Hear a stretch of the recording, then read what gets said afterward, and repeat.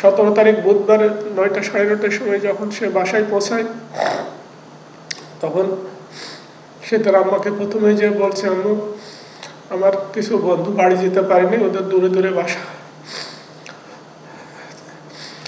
আমার বাসা ফাঁকা আছে, আব্বুকে জিজ্ঞেস করো ওখানে তাদেরকে রাখা যাবে কিনা। তাই বললাম যে হ্যাঁ রাখা যাবে, কারণ ওখানে গ্যাস আছে, ওরা রান্না বান্না করে খাবে, এবার হল খুললে দরকার হলে এখান থেকে হলে ফেরত যাবে।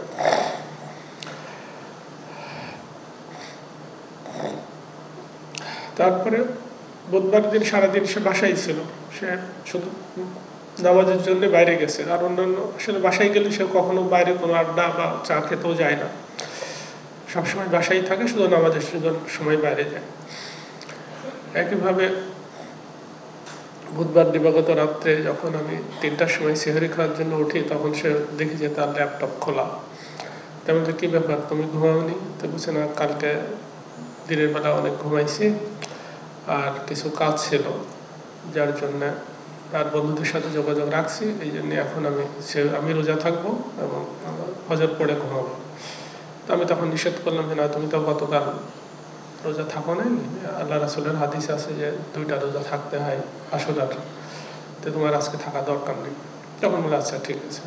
পরে ফজরের নামাজ পড়ে আমরা দুইজনে একসাথে মসজিদে যে নামাজ পড়ে এসে ও তখন ঘুমাই গেল। এরপরে আমি যখন 10:30টার সময় বের হই,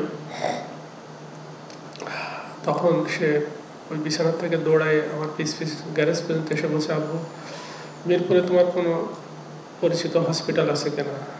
আমি বললাম যে কেন, কী হয়েছে? বলছে আমার কিছু বন্ধুরা আহত হয়েছে, কিন্তু পরিচিত ছাড়া ভর্তি নিচ্ছে না।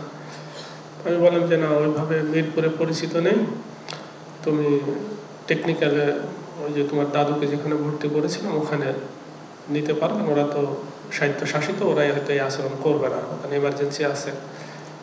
তখন সে একটু রাগের সাথে বলল যে আমি তোমাকে মিরপুরে হসপিটাল বলে তুমি আমাকে টেকনিক্যাল দেখাই দাও, যাও তুমি তোমার কাজে যাও, আমরা দেখছি কি করতে পারি। তারপর আবার বাসায় ঢুকে গেল। এটাই হচ্ছে ওর সাথে আমার শেষ কথা। তারপরে আমি 12:30টার সময় যখন বাসায় ঢুকি, দেখি যে ও একই অবস্থায় রুমে আছে। আমি যখন বললাম যে গন্ডগোল তো শুধু ঢাকায় হচ্ছে না, সাভারেও গন্ডগোল হচ্ছে, পথে আমি গাড়ি নিয়ে আসতে পারছিলাম না, পিছন দিক দিয়ে ঘুরে চাই আসে, কিন্তু সে আমার সাথে কোনো কথা বললো না। তখন আমার কাছে মনে হয়েছে যে সে হয়তো আমি তাকে তার বন্ধুদের ভর্তির ব্যাপারে হয়তো হেল্প করতে পারিনি, সেই জন্য হয়তো আমার পুরো অভিমান করেছে।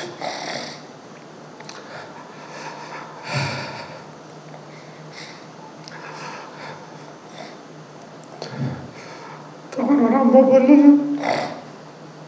যে না, আমাদের সময় হয়ে যাচ্ছে, তুমি গোসল করে নাও। তারপরে ও গোসল করছে। আমি যখন বের হই নামাজের জন্য, তখন দেখি যে ও আবার ওযু করছে। ওর একটা বৈশিষ্ট্য ছিল, সে গোসলের অজু যদি কখনো নামাজ পড়তো না, বলে যে ওইটা গোসলের অজু, আমি নামাজের জন্য আলাদা অজু করবো। তো আমি এই অবস্থায় দেখেই মসজিদে চলে গেলাম।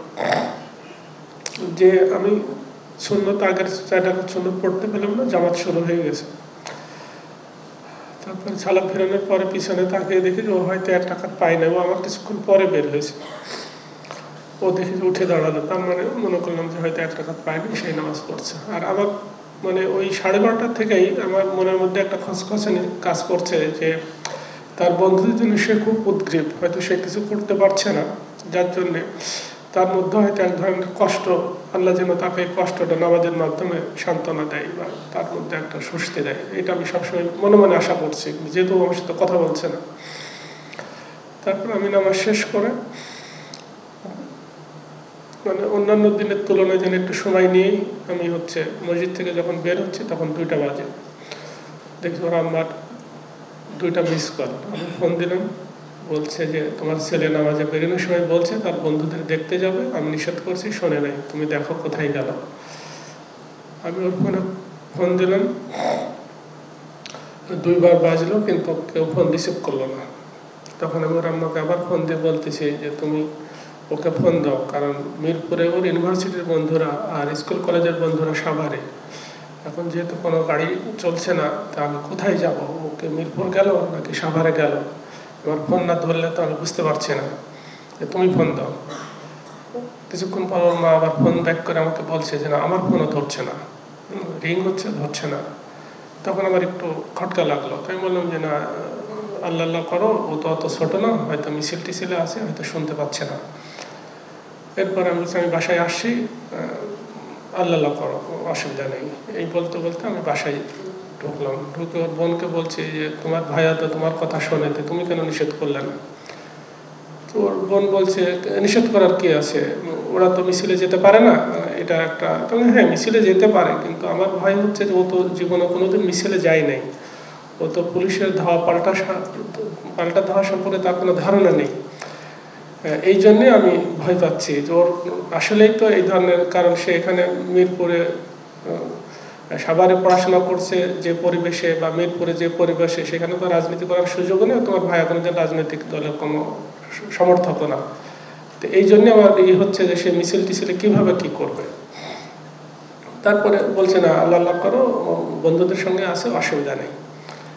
কিন্তু ওর আম্মু কিছুক্ষণ পর পর ফোন দিয়েই যাচ্ছে, কারণ যেহেতু ফোন বাজে কেউ ধরে না। এভাবে 3টার সময় একটা ছেলে ওর ফোনেই ফোন রিসিভ করে বলছে যে আপনারা এনাম মেডিকেলে চলে আসেন। তখন আমি আবার ফোন দিলাম ডিটেলস জানার জন্য, কিন্তু তখন দেখি যে সুইচ অফ হয়ে গেছে, আর ওই ফোন আমরা আজ পর্যন্ত আর লাইভ পাইনি। পরে ওর আম্মাকে নিয়ে আমি এনাম মেডিকেলে চলে যাই। এনাম মেডিকেলের এমার্জেন্সিতে খুঁজছি আমার ছেলের চেহারা দেখতে, দেখি যে সেখানে নেই। নার্স বললো যে আপনারা কাকে খোঁজেন? আমার বিশ্বাস যে ওর মানি ব্যাগে আইডি কার্ড থাকে। আমি বলছি যে আমার ছেলে ইয়ামিন এখানে নাকি ভর্তি আছে, এই জন্য আমি খুঁজছি। তো বলছি না 3তলা ওটিতে চলে যান। ওর মুখে নিয়ে আমি ওটিতে চলে গেলাম 3তলা। ওখানে অ্যাটেন্ডেন্ট জিজ্ঞেস করে একইভাবে, বলে যে কাকে খুঁজছেন? আমি ওর নাম বললাম, বলে যে আপনি ছেলে নিচতলায় আছে, নিচতলায় চলে যান। নিচতলায় যখন নামছি, 2তলা থেকে এক মহিলা ডাক্তার এসে ও আমাকে জড়াই ধরলো যে আপনারা কি ইয়ামিনের বাবা মা? তা আমরা বলছি হ্যাঁ। তো আসেন, নিচতলায় আসেন, আপনার ছেলে নিচতলায় আছে। আমরা নিচে এসে একটা বদ্ধ রুমের সামনে আমাদেরকে দাঁড় করে বলছে আপনার ছেলেকে এখানে রাখা হয়েছে। তখন সে কিছু বলছে না যে আসলে সে কী পরিস্থিতি আছে। আর আমি চিন্তা করছি বাইরে যেহেতু অনেক ছাত্রছাত্রীরা ওখানে মিছিল করছে, হয়তো এমন হতে পারে ওকে অক্সিজেন দিয়ে রাখছে, এই জন্য হয়তো একটু সেফ সাইডে রাখছে, এটাই চিন্তা করছে। পরে কিছুক্ষণ পরে যখন চাবি নিয়ে এসে দরজা খুললো, দেখি স্টেশনে আমার ছেলে একেবারে ঘুমন্ত মানুষের মধ্যে ডান দিকে মাথা হেলান দিয়ে সে শুয়ে আছে। তখন ওর আমার মাথা ধরে কান্নাকাটি করছে, আমার ছেলেকে কী হয়েছে। তখন ডাক্তার বলছে যে না আমরা তার কোনো ট্রিটমেন্টের সুযোগ পাই নাই, আমরা তাকে মৃত অবস্থায় এখানে রিসিভ করেছি। কিন্তু তার চেহারার দিকে তাকিয়ে আমার বিশ্বাস হচ্ছিল না। আমি তখন বাম হাতটা ধরে পালস দেখার চেষ্টা করছি, তো দেখি যে পালস নাই, কিন্তু হাতটা ঠান্ডাও হয়নি আবার শক্তও হয়নি। আমি আবার রেখে দিলাম, হাতটা আবার বাম পাশে সোজা হয়ে গেল। তখন ডাক্তারকে আমি বললাম যে আসলে তো আমার ছেলেকে যেহেতু আপনার ট্রিটমেন্টের সুযোগই পান নাই, তাহলে আমার এখানে রাখবো না, নিয়ে যাব। যাই হোক ওনারা কিছুটা বাধা দিল। পরে ছাত্রছাত্রীরা এসে আমাদের সাথে যোগ দিল। আমরা ওকে ওখান থেকে বাসায় নিয়ে আসি। বাসায় নিয়ে আসার পরে আমরা চেষ্টা করছি কুষ্টিয়াতে আমার বাপ মায়ের কবরের পাশে দাফন করার জন্য, কিন্তু থানা সেখানে আগেই কীভাবে যেন তারা সংবাদ পেয়ে গেছে। তারা এটাকে বলছে না, এটা আমার ভাতিজাকে ফোন দিয়ে বলছে না আপনাদের একজন আত্মীয় মারা গেছে, এখানে আসতে পারে, আমাদের অনুমতি ছাড়া যেন দাফন না হয়। আর রাস্তার পরিস্থিতিও পক্ষে ছিল না, যার জন্য ওইটা আমরা বাদ দিলাম। পরে ওর নানুর কবর সাভার পৌর গোরস্থানে, সেখানে আমরা চেষ্টা করলাম, সেখানেও পুলিশ নাকি জানিয়ে দিয়েছে যে পোস্টমর্টম ছাড়া কোনো লাশ এখানে দাফন করা যাবে না। তা আমি যেহেতু ওই হসপিটাল থেকে যখন নিয়ে আসি, তখনই আমি চিন্তা করছি যে আমার ছেলেকে আমি পোস্টমর্টম করাবো না, কারণ আল্লাহর কাছে আমি বিচার দিলাম, আল্লাহ এটা বিচার করবে। কিন্তু এখন মানুষের বিচারের অপেক্ষায় আমি থাকবো না। আর পোস্টমর্টম করা লাশ যারা ব্যক্তিগতভাবে দেখেছেন তারা জানবেন যে কোনো প্রিয়জনকে এইভাবে কেউ দেখতে চায় না, যার জন্য আমি ডিটারমাইন্ড ছিলাম যে আমি পোস্টমর্টম করাবো না। পরে যাই হোক আমার এক পুলিশ বন্ধু পরামর্শে পারিবারিক কবরস্থানে নাকি দাফন করা যায়। তখন আমাদের ব্যাংকটাউন সোসাইটির যেটা নিজস্ব কবরস্থান, ওখানে সদস্যরা ছাড়া কেউ দাফন করতে পারে না। ওটা পারিবারিক কবরস্থান বিবেচনায় নিয়ে আমি আর দেরি না করে মাগরিবের পরপরই জানাজা দিয়ে দাফন করে দিই। এটা হচ্ছে আমার ছেলের সাথে আমার শেষ 2টা দিনের আমার ঘটনা। এখন আপনাদের কাছে আমার আবেদন থাকবে, আমার ছেলে যেন আল্লাহর দরবারে শহীদ হিসেবে মর্যাদা পায়, সেই দোয়া করবেন। আর এখানে এমআইএসটি কর্তৃপক্ষ যেটা করছে, এতে আমার ছেলের আসলে কোনো ফায়দা আছে কিনা সেটা আপনারা ভালো জানবেন। কিন্তু বর্তমান এবং ভবিষ্যতে যারা এখানে বিভিন্নভাবে আসবে, তারা দেখবে যে শহীদ ইয়ামিন কে ছিল এবং তার অবদানটা কী ছিল এই জাতির জন্য।